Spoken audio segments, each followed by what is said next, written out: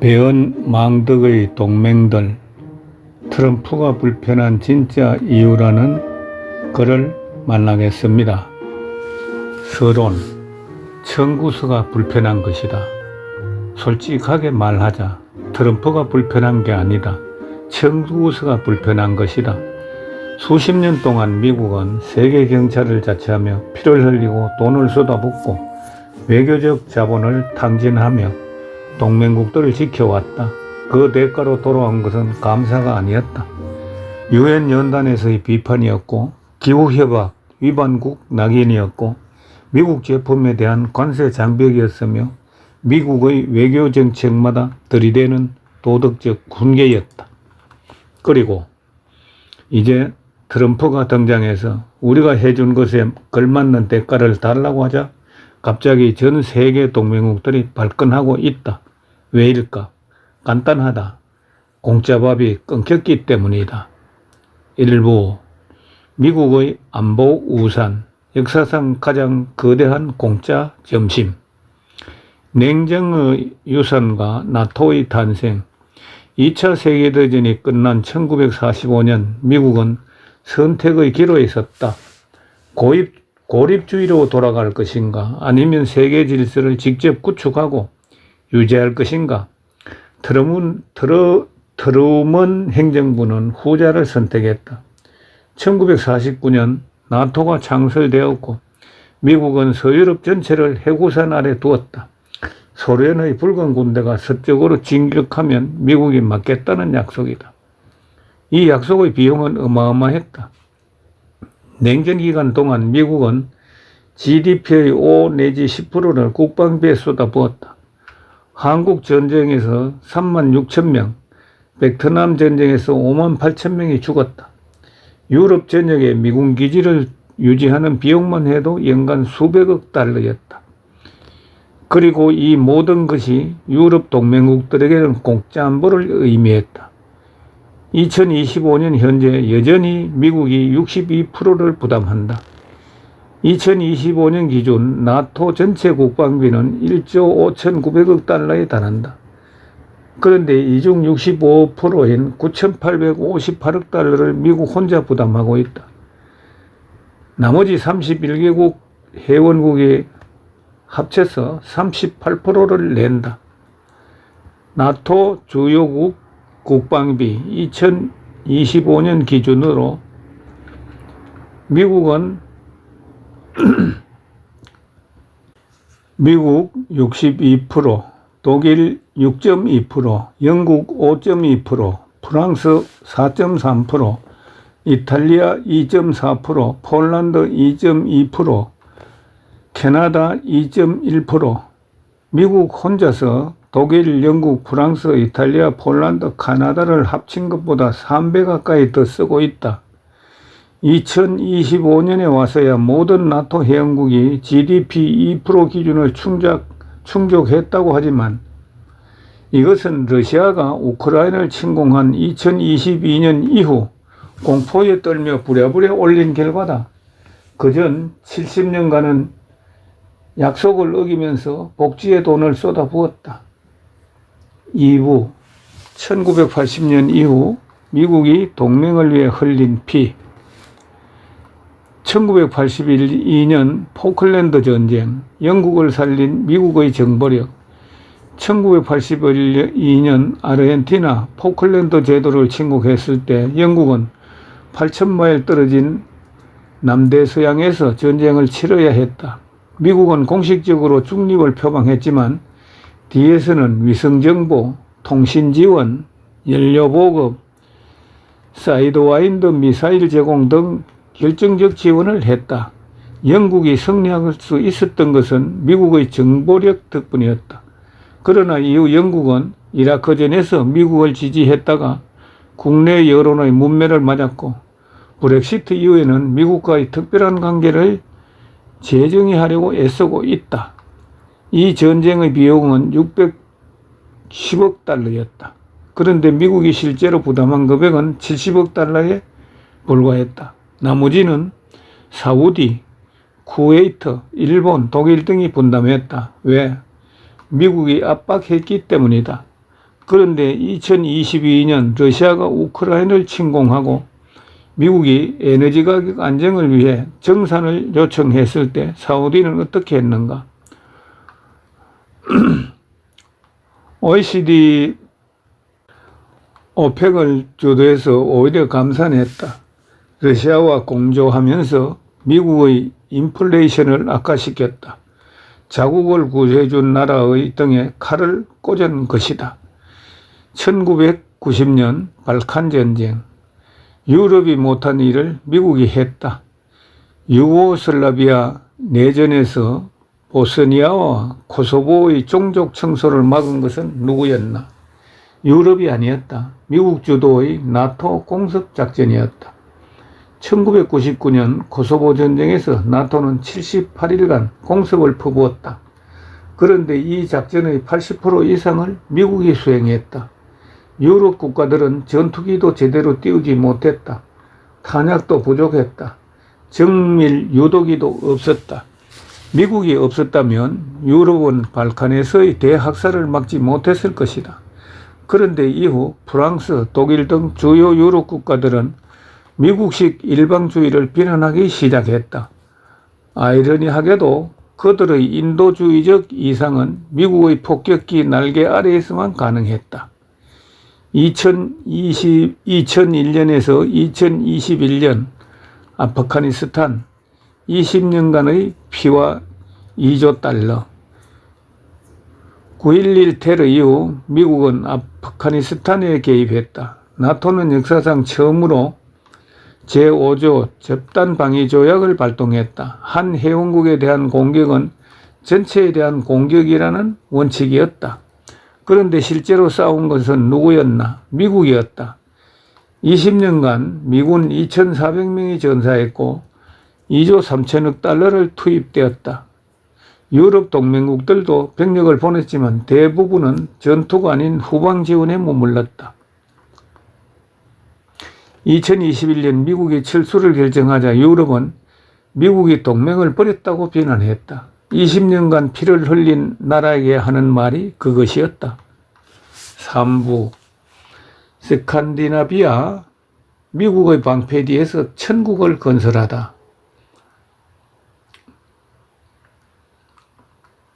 노르웨이, 스웨덴, 덴마크, 핀란드 이 나라들은 오늘날 세계에서 가장 살기 좋은 나라들로 손꼽힌다.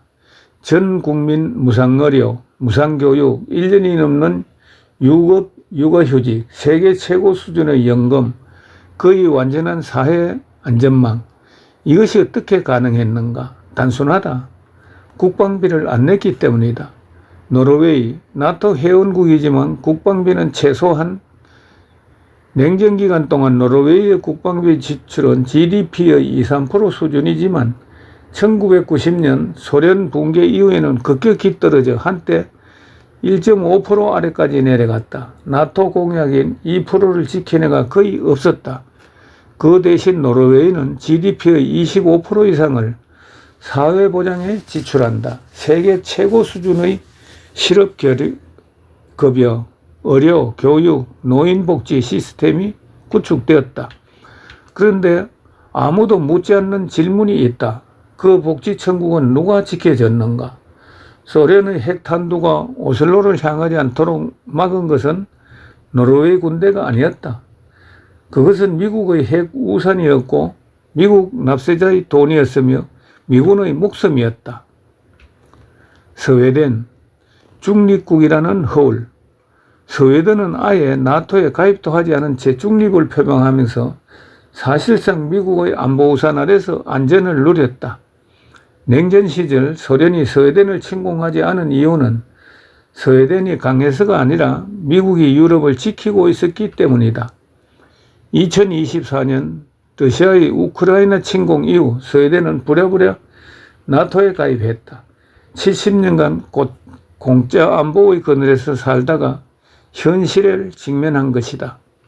핀란드, 2022년에야 눈을 뜬 나라. 핀란드는 2022년까지 나토 비회원국이었다. 러시아와 km의 국경을 맞대고 있으면서도 중립을 유지했다. 왜? 미국이 유럽을 지키고 있었기 때문이다. 2022년 러시아가 우크라이나를 침공하자 핀란드는 단 몇 달 안에 나토 가입을 신청했다. 70년간 미국의 보호를 공짜로 누리다가 위협이 현실화되자 비로소 움직인 것이다. 복지국가의 구조적 비밀. 이 나라들이 국방비 대신 어디에 돈을 썼는가? 복지에 쏟아부었다. 그리고 이 복지국가의 성공 모델은 전 세계 진보주의자들의 교과서가 되었다. 그런데 아무도 말하지 않는 진실이 있다. 이 복지 모델은 미국의 안보 보조금 없이는 수학적으로 불가능했다. 국방비를 GDP의 45% 써야 하는 나라와 11.5%만 써도 되는 나라가 있다고 치자 그 차이 GDP의 2.5 내지 3.5%가 매년 복지에 투입되면 수십 년 후 어떤 차이가 생기는지는 계산할 필요도 없다. 스칸디나비아는 미국이라는 거대한 안보 보험을 공짜로 들면서 그 보험료를 자국민 복지에 돌린 것이다. 그리고 그 복지 모델로 세계의 찬사를 받으며 미국의 불평등하고 야만적인 자본주의를 훈계한다. 이보다 더 아이러니한 장면이 있을까? 4부 독일, 재건도 미국이, 번영도 미국 덕에, 반미는 스스로. 마샬 플랜, 폐허에서 기적으로. 2차 세계대전 이후 독일은 폐허였다. 마샬 플랜이라는 이름으로 미국은 현재의 가치로 약 1,500억 달러를 독일 재건에 쏟아부었다. 냉전 내내 미군은 독일 땅에 주둔하며 소련의 탱크가 라인강을 넘어오는 것을 막았다. 독일은 그 덕에 국방비 걱정 없이 세계 최고 수준의 복지국가를 건설했다. 미국이 피를 흘리는 동안 독일은 벤츠와 BMW를 만들었다. 70년간 약속을 어기다. 2023년 기준 독일의 사회보장 지출은 GDP의 약 26%다. 반면 국방비는 오랫동안 1.2 내지 1.5% 수준을 맴돌았다. 나토 2% 공약을 지킨 것은 러시아가 우크라이나를 침공한 2022년 이후, 즉 현실의 위협이 눈앞에 닥친 이후에야 겨우 올리기 시작했다. 70년간 약속을 어기다가 진짜 전쟁이 터지자 비로소 움직인 것이다. 노르드 스트림의 위선, 더 황당한 것은 독일이 취해온 외교적 태도다.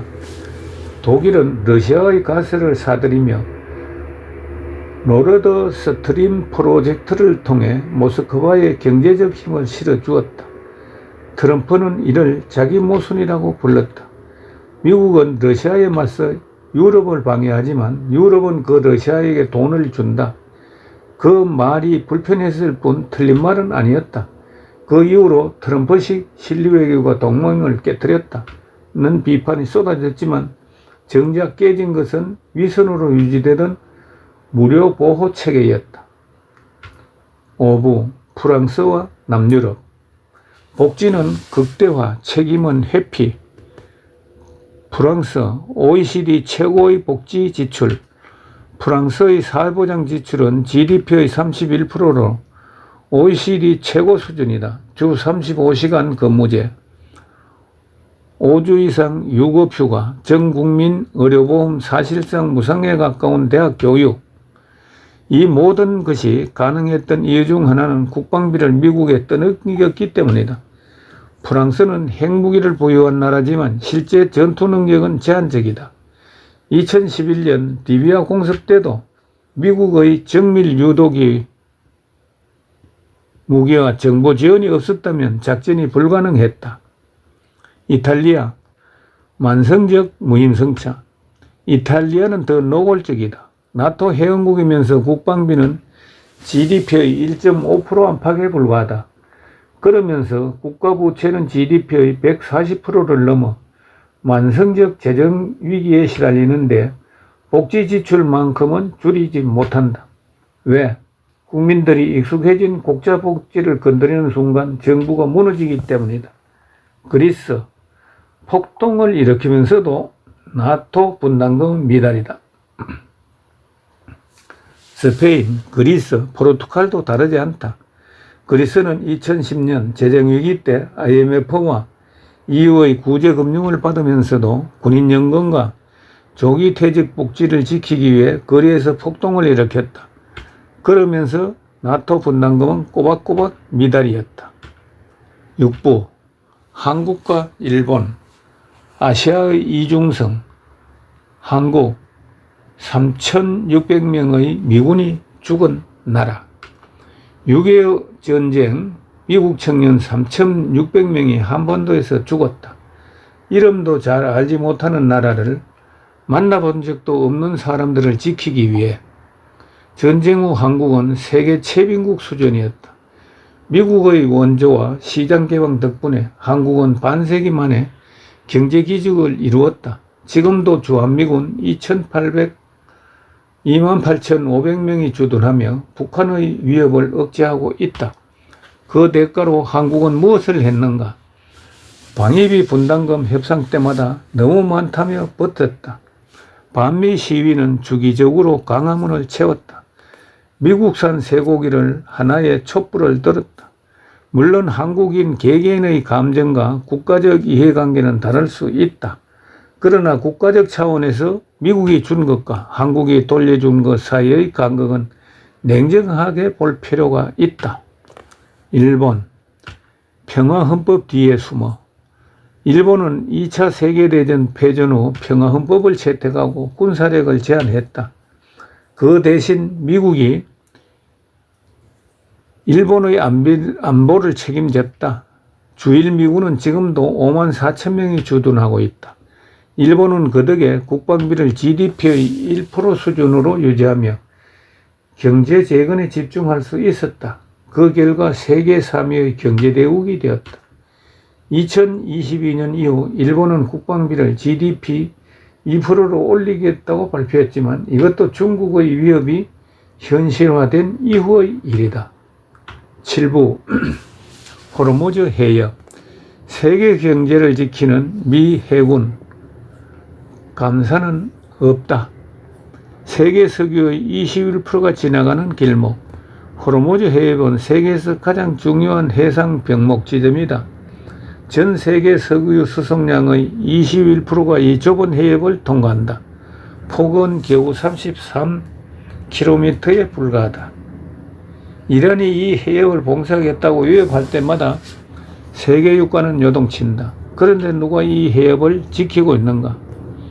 미국 해군이다. 2019년 트럼프의 요청, 동맹국들의 냉담한 반응. 2019년 이란이 유조선을 납포하고 위협하자 트럼프 행정부는 동맹국들에게 호르무즈 해협 공동 순찰을 제안했다. 당신들의 서구가 지나가는 길인데 함께 지키자는 것이다. 결과는 대부분의 동맹국이 거부했다. 독일은 이란을 자극하고 싶지 않다며 거절했다. 프랑스는 미국 주도 작전에는 참여하지 않는다고 했다. 일본은 독자적으로 하겠다며 빠졌다. 결국 미국은 혼자서 호르무즈 해협을 순찰했다. 유럽과 아시아의 석유를 지키면서 말라카 해협, 남중국해, 스웨즈 모두 미국이 지킨다. 호르무즈만이 아니다. 전 세계 주요 해상 병목 지점은 대부분 미 해군이 주둔하거나 지원 중이다. 호르무즈 해협 유조선 보호 작전, 말라카 해협 해적 대응 훈련 및 항해 자유 작전, 남중국해 및 타이완 해협 전략 억제 및 교통 회랑 보호, 서해즈 및 지중해 동부 유럽행 에너지 수송로 감시. 이런 노선이 유지되어야만 유럽 보험사, 특히 로이드 오브 런던 같은 해상보험 거두가 존재 가능한 이유다. 로이드 오브 런던, 미국 해군이 만든 보험 제국, 해상보험의 역사. 로이드 오브 런던은 1688년 설립된 세계에서 가장 오래된 보험시장이다. 원래는 커피하우스에서 선박 소유들이 모여 위험을 분산한다는 것이 시작이었다. 오늘날 로이드는 전 세계 해상보험의 중심이다. 유조선, 컨테이너선, 화물선, 이 모든 선박의 보험료는 항로 위험도에 따라 결정된다. 미국 해군이 없다면, 만약 미국의 군함이 호르무즈 해협 순찰을 중단한다면 어떻게 될까?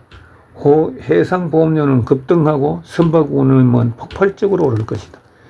소말리아 해적이 기승을 부리던 2008년에서 2012년 아덴만을 지나는 선박의 보험료는 10배 이상 뛰었다. 미국과 나토가 대해적 작전을 펼친 이후에 안정되었다. 결국 로이드의 번영은 미 해군의 항해 덕분이다. 미국이 전 세계 해상교통로를 지키기 때문에 보험료가 안정적으로 유지되고 글로벌 무역이 가능한 것이다. 감사를 표하는 나라는, 그런데 공식적으로 감사를 표하는 나라가 있는가? 없다. 오히려 미국의 해상 패권주의에 반대한다고 외무장관들이 고개를 젓는다. 꿀은 다 빨아먹되 벌을 욕하는 셈이다. 9부 핵심 구조, 공짜 안보가 사회주의를 길렀다. 이 모든 패턴을 하나로 연결하면 명확한 그림이 나온다. 미국이 공짜 안보를 제공한다. 동맹국은 국방비를 줄인다. 줄인 돈을 복지에 쏟는다. 복지가 확대될수록 국민은 그것에 익숙해진다. 복지를 줄이면 정권이 무너지니 계속 늘린다. 국가는 점점 더 사회주의적 구조로 이행된다. 그리고 그 사회주의 복지 모델을 지탱하는 안보 비용은 계속 미국에 청구된다. 한마디로 미국의 안보 보조금이 유럽의 사회주의 복지 국가를 재정적으로 가능케 만든 숨은 엔진이었다. 노르웨이의 무상 의료도, 덴마크의 넉넉한 실업급여도, 프랑스의 주 35시간 근무제도, 그 뒤에는 미국 납세자가 대신 낸 안보 비용이 있었다. 10부 유럽의 군수산업 붕괴, 30년간의 방치가 낳은 재앙, 평화의 배당금이라는 환상. 1991년 소련이 붕괴되자 유럽은 평화의 배당금이라는 이름으로 군수산업을 대대적으로 축소했다. 탱크 공장은 문을 닫았고 탄약 생산 라인을 멈췄으며 조선소는 민간 선박 제조로 전환했다. 왜? 미국이 있으니까. 어차피 전쟁이 나면 미국이 와서 지켜줄 것이고 미국 무기를 사면 되니까 굳이 자체 생산 능력을 유지할 필요가 없다고 판단한 것이다. 그 결과 30년이 지나 2022년 러시아가 우크라이나를 침공했을 때 유럽은 충격적인 현실을 마주했다. 포탄 생산 능력, 러시아 3개월, 나토 1년. 2022년 우크라이나 전쟁 초기 유럽은 포탄 부족 사태에 직면했다. 우크라이나군이 하루에 쏘는 155mm 포탄은 6천 내지 8천 발이었다. 그런데 유럽 전체 연간 생산 능력은 겨우 30만 발 수준이었다. 충격적인 비교. 러시아 연간 300만 발 생산, 유럽 전체 연간 30만 발, 미국 연간 100만 발. 즉 러시아가 3개월 동안 생산하는 포탄을 나토 전체가 1년 동안 생산하는 수준이다. 2026년 현재 여전히 부족하다. 2026년 3월 현재 유럽은 생산 능력을 대폭 확대했다고 주장한다. 유럽 전체 연간 240만 발 목표. 독일 연간 150만 발 생산 가능.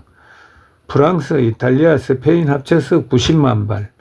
그런데 이것도 계획일 뿐이다. 실제 생산량은 여전히 목표에 미달하고 있다. 왜? 30년간 방치한 생산 라인을 다시 가동하는 것은 돈과 시간이 엄청나게 드는 일이기 때문이다. 더 큰 문제는 이 생산 능력 확대에 1조 달러가 필요하다는 것이다. 그런데 그 돈을 누가 낼 것인가? 복지 예산을 줄일 수 없는 유럽 정치인들은 여전히 망설이고 있다. 탱크, 전투기, 군함 모두 미국 이존. 포탄만이 아니다. 유럽의 주요 무기 시스템은 대부분 미국 의존이다. 전투기. 유럽 대부분 국가가 F-35, F-16을 사용한다. 유럽 자체 전투기 유로파이터 타이푼은 성능 문제로 수출 부진. 프랑스 라파는 일부 수출 성공했지만 생산량이 제한적이다. 탱크를 보면 독일 레오파르트 2 우수하지만 생산 라인 거진 중단 상태. 영국 챌린저 2 구형이고 신형 개발이 지연되고 있다. 프랑스 르클레르 소량 생산하고 수출에 실패했다. 군항을 보면 유럽 전체의 항공모함 4척, 즉 프랑스의 한 척, 영국 2척, 이탈리아 한 척. 유럽은 11척의 슈퍼캐리어를 보유했다. 유럽의 항모는 미국 항모의 3분의 1 크기에 불과하다. 정물 유도무기 거의 전무하다. 2011년 리비아 공습 때 드러난 충격적 사실. 유럽은 정밀 유도무기가 거의 없었다. 프랑스와 영국이 주도한 작전이었지만 미국의 토마호크 미사일과 정밀 폭탄 없이는 작전이 불가능했다. 2022년 우크라이나 전쟁에서도 마찬가지다. 유럽이 제공한 무기는 대부분 구형 재고품이었고 최신 정밀 무기는 미국이 제공했다. 11부 미국과 유럽 전체 군사력 비교. 질적 격차는 더 크다. 숫자만으로는 격차를 다 설명할 수 없다. 질적 차이는 더욱 압도적이다. 전략 투사 능력. 미국은 48시간 내에 전 세계 어디든 대규모 병력 투입이 가능하다. 유럽은 자국 영토 밖 작전 능력이 극히 제한적이다. 정보 감시 정찰은 미국은 실시간 글로벌 감시망이 보유되어 있고 유럽은 미국 정보에 의존하며 사이버 우주 전력을 보면 미국은 우주군이 창설되고 사이버 사령부를 운영하는데 유럽은 초보 단계다. 유럽이 미국 없이 러시아를 막을 수 있는가?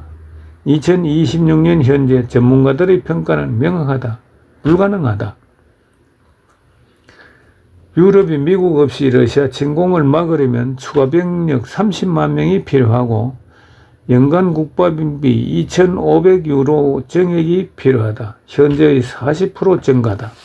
최저 10년의 재무장 기간이 필요하며 즉 지금 당장 러시아가 발트 3국을 침공하면 유럽은 막을 수 없다. 미국이 와야만 막을 수 있다. 12부 개망난이 지서의 정점. 감사는커녕 비난만.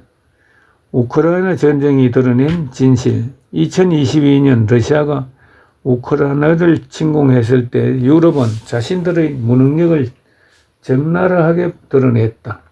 포탄이 없어서 우크라이나에 줄 수 없었다. 탱크가 부족해서 구형 재고품을 끌고 모았다. 방공미사일이 없어서 미국에 손을 벌렸다. 정밀 무기가 없어 미국 제품을 요청했다. 그런데 이 모든 지원을 누가 주도했는가? 미국이었다. 2022년에서 25년 동안 미국은 우크라이나에 750억 달러 이상의 군사 지원을 제공했다. 유럽 전체가 제공한 것보다 많다. 그런데 유럽의 반응은 미국이 우크라이나를 버렸다. 미국은 유럽의 안보를 이해하지 못한다. 미국은 러시아와 거래하려 한다. 30년간 군수산업을 방치하고 포탄 하나 제대로 만들지 못하면서 위기가 닥치자 미국에 손을 벌리고 그러면서도 미국을 비난한다. 이것이 개막년의 짓이 아니면 무엇인가? 독일의 위선. 다시 한번. 독일은 2022년 2월 역사적 전환점을 선언하면서 1,000억 유로의 특별 국방기금을 조성했다.